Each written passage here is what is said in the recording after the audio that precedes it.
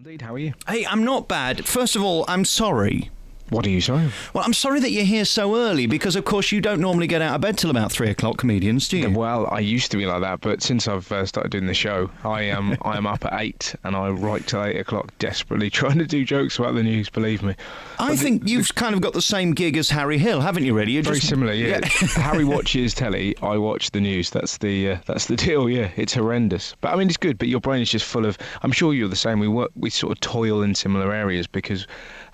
do you know so much trivia about the news, just little tittle-tattle from all the papers? I'm exactly the same, just any little bit. And there's nothing more exciting, is there, than when it goes wrong and they make an idiot of themselves? Yeah, well, you can just work with it. But there's such extraordinary stories. Like, on yesterday's show, the way that ITV presented the news that Qatar won the World Cup was just amazing, because I don't know if you saw it, but Qatar won the 2022 World Cup, and ITV showed a picture of a guitar and put a cross through it, and then a picture of a gutter and then put a cross through it, and then had a picture of guitar with a tick, and your brain just goes yes, because you can totally use that for comedic purposes, the way that that's been presented to us like we're children. Hey, listen, I want to talk to you about you because I can't work out whether you're a sex symbol or not. You don't do anything for me, but I can tell that the ladies seem to have a little something for you.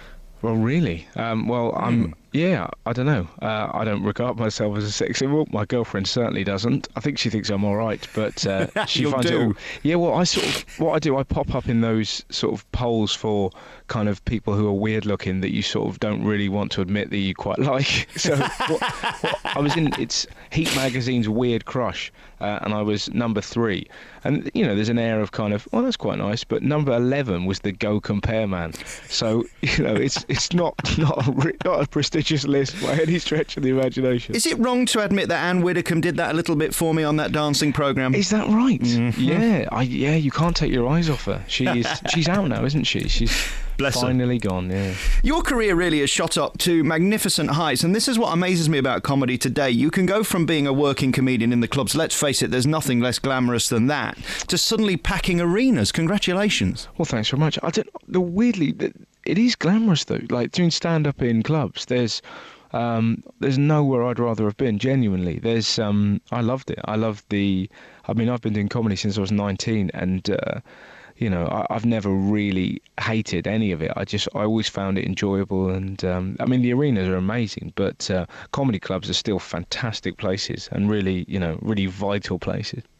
I mean, there's two sides to it, though, isn't there? I mean, the arenas are going to pay well. I get that. Mm-hmm. But you can't really see your audience. I saw Michael McIntyre last year, and it was the last one I went to, and I don't think I'm going to go again because I was watching him on a screen, and I thought I might as well just wait for the DVD. Yeah, but I mean, it sort of depends, really. It's like, because I watched Chris Rock in an arena, and he just like bombarded the audience, and it felt intimate because of his performance. So I guess it's kind of what you sort of bring to it. There's pros and cons to gigs that big, I guess. You know, the event is brilliant, but I can see what you mean about the lack of intimacy, but it's still wonderful. You know, it's still kind of a big, fun, booming gig. Are you still at the point when you're wondering, should I buy this, should I buy that? Because obviously you're earning good money, you're on TV and all that stuff. Has it hit you yet that actually you're a big star and you can more or less buy what you want? No, not at all. I don't, you know, I'm just, you know, I still regard myself as a student, really.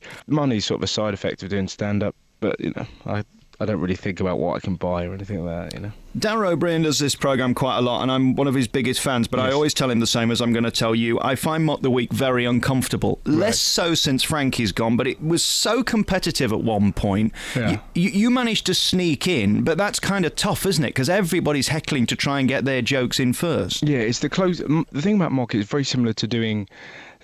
it's a very similar atmosphere to backstage at a comedy club. It has that kind of who can, for want of a better phrase, who can wee the highest. It has that kind of sort of you're trying to top each other mentality. Is that a technical term? Let me write that down. Yeah, exactly. But it's that kind of, you're sort of with your mates and you're trying to outgun each other. So I guess there's an air of competitiveness, but you know, I never really, I mean, it's sort of different really, because obviously when you're doing it, you don't really see how it's perceived, because I never found it that kind of competitive or edgy. I was just kind of getting on with doing my thing, you know. I just watched the new Frankie Boyle programme last week. I was in a hotel and I was so disgusted by it. It's just totally inappropriate for me. I know that's what he's going for and his audience like it. You seem to be more mainstream and more friendly and certainly approachable. Is that deliberate? I'm just who I am, really. I just kind of, you know, every comedian's different, and it just wouldn't work for me if I was all kind of edgy. In the same way, it wouldn't work for Frankie if he was all friendly. You know, Frankie does what he does, and people love it, you know. I suppose they do, and that's the thing, isn't it? You've got to find a niche. So what is your niche, then, for anybody who hasn't seen you, outside of the news programme, which is a little bit different? I don't know. I just stand up about anything that interests me. That's what I try and do. I try and talk about things that I find that I'm passionate about or I'm interested about, and try and make jokes about them, really. You know, I don't really have an agenda as such other than trying to be funny. Are you born with that? Because, you see, I sit here and I talk about stuff and it's not really funny because I'm just talking about it, but you're able to put a slant on it. You see the world in a different way, don't you? Yeah, I guess so. Well, you just, like, I think most comics have... we're all outsiders to a degree. That's what's odd about becoming famous, is that any good comedian is never the big person in the room. They're always watching the room and seeing what's funny about the room, you know, it's social settings or in a cafe or whatever, and then you're funny about it later.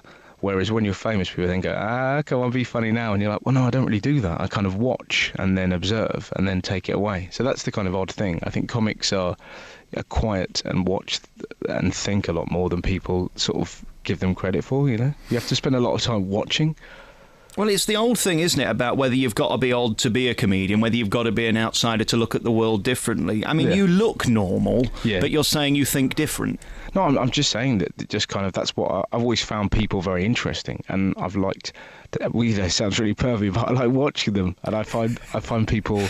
I just find people fascinating. I find what they say interesting, and there's a lot of comedy in places like Tesco and stuff like that. So, you know, it'd be horrible to be in a situation where you were so famous that you couldn't wander around and hear somebody say something funny to someone else in a supermarket, because that's what I've always done. You know, I've kind of sort of watched people, you know.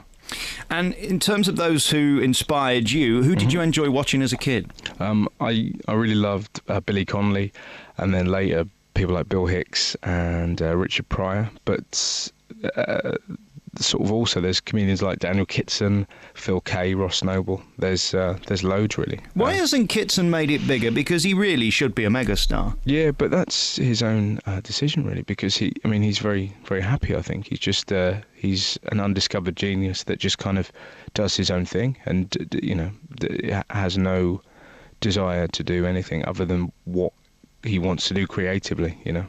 Have you got it in your head yet why people would leave their home, which costs them money, and then they have to get a babysitter, which costs them money, then they have to buy a ticket and a taxi, which costs them money, and then you're 9,000 seats later filling Sheffield Arena? Yeah. No, of course I haven't. Yeah, I don't question those things. I don't think about anything like that. I just try and do what I do and see what happens. You know, I think as soon as you start plotting, you know, why you're interesting or why people like you or why you appeal to a certain demographic, I think that's the beginning of the end. You know, I just happen to do a job that I adore. I love writing jokes and performing, and fortunately, quite a few people sort of enjoy me doing it. But I'm aware of how lucky I am, you know. Did you always stick out in the clubs? Were you always a bit exceptional?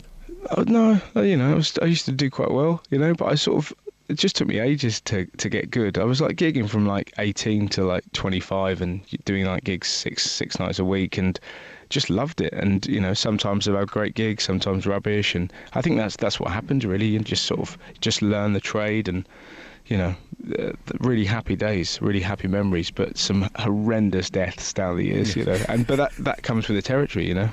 I'm a huge fan of the Conan O'Briens and the Lenos and the Lettermans. Yes. I love an opening monologue. I love them to make funny what's happened that day. Yes. What always amazes me is how you turn that material around and learn it well enough to be able to perform it. Yeah. That I presume is your greatest challenge, isn't it? Thinking of the jokes one thing, but then putting a million jokes together to make a half-hour programme and not making it look like it's the first time you've said it is tough. Absolutely, but that's the challenge of it. It's really exciting because you've got all this raw material of the news, and you have to select the tidbits that you think are funny, and then, like you say, just put it into it. The main thing is making it link and making it look like it's effortless, even though you've spent. I mean, my working week, I work like pretty much every day, like 8 till 8, writing jokes when I'm in a series. But the key is just to kind of come on telling you, hey. But I mean, weirdly, that's the release. That's the moment when it's all fun, because we record an hour of jokes, and the audiences that come to the show are great.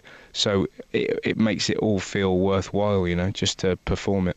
And you are bringing the news to a whole different market, a different audience. Yeah. It's kind of, it always interests me, because we sort of do, like, for example, the lady from Chatham that rang up the 999 did you read the story? She reported that her snowman had been stolen, and I because I'd read it, I just assumed that everyone had heard about it, but we did this little graphic where she did the exact call, and it's just extraordinary, and the audience reacted in such a brilliant way. And it just made me realise, oh my God, they haven't seen this. So not only are they finding the story funny, but the jokes afterwards they're really going to love, Some, though, you don't need to write anything. My 1010 this morning is Christmas crackers are now classed as low-grade fireworks. Retailers could be fined for selling crackers to anyone under 16 because of health and safety reasons. You almost don't need a punchline, do you? They're beautiful, those stories. One of my favourite ones, like similar to that this year, there was a lady who was fined because she fed a duck white bread, and the ducks in that area only ate brown, and you just kind of think it's just extraordinary. Sometimes you happen upon a story and you're like, that has to be a joke, and the photos are always so sad because it was the woman holding up like wholemeal bread, and it's just it just beggars belief, really. But we were really annoyed because we thought she was going to do an interview, that lady, so we chat about it on the show, but alas, it didn't come to fruition. But that's what we do brilliantly in this country. We do quirky stories just leap out left, right and centre. Hey, listen, great to talk to you. Thanks so much for coming on the show. And Absolute your pleasure. tour is going everywhere. And closest to us, it's coming to Sheffield. But you're going to go and do all these huge arenas. What's your website so people can find out? It's www.russell-howard.co.uk. Oh, that's annoying. Who's the RussellHoward.com? I don't know. Yeah, he's out there somewhere. Hey, listen, great to talk to you. And, of course, your BBC programme, I just read, I think it's just been recommissioned for about another 20 years, hasn't it, or something? It is. We've got 2 more series in March next year and October next year. Ka-ching, ka-ching, ka-ching. Lend us a fiver. Russell Howard, no credit crunch there, doing the business on BBC Three and going up and down the country, coming to Sheffield in February. Great to talk to you, Russell. Thanks, man. See ya.